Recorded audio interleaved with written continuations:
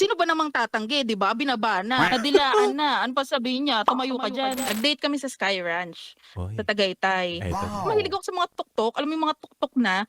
So nung tumuktok na yung Ferris wheel sa pinaka-top, binaba ko na yung shorts niya, tapos sinubo ko na yung hotdog niya doon. Parang Teka lang. nakaka-high na ewan. Teka lang, Blossom. Ito ba ay planado? Alam ba ni Vince na before kayo pumunta doon sa Ferris wheel, yayariin kita mamaya doon sa taas? Ay, hindi. Talagang on that moment parang nag-init na lang kami eh. Tapos yun, sinubo na agad yung jumbo hotdog. Kaya mo ba to?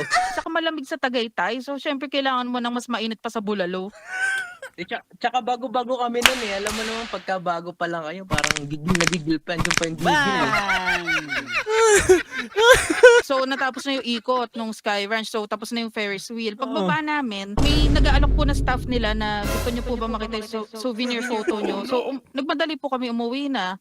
Kasi hindi namin sure kung yun ba yung na-capture or hindi. Oo. Pero teka lang. Bigla na lang pumasok sa utak mo yon na, teka lang, bababa ko yung shorts Hindi nito. pa namin nagagawa. Tapos ako hindi ko pa din nagagawa sa kahit kinino eh. So syempre, ba't hindi ko gawin sa kanya? Wala namang mawawala sa akin. So buti nagkakaintindihan kayo na anytime, anywhere, laban tayong dalawa. Kung abutan tayo dito, go. Sino ba namang tatanggi, di ba? Binaba na. Alam ka namang kunin niya ulit. Iakyat niya ulit sa short niya. Nadilaan na. Ano pa sabihin niya? Tumayo ka dyan.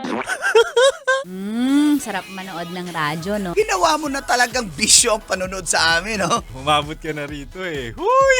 Kaya kung gusto mong tuloy-tuloy pa ang tawanan, Iyakan at kiligan, aba, i-like mo na ang video na ito. At mag-comment ka na rin sa Bisyo Hit mo na rin ang notification bell. para updated ka sa mga kaganapan namin dito sa Love Radio. kailangan pa bang i-memorize yan? Basic.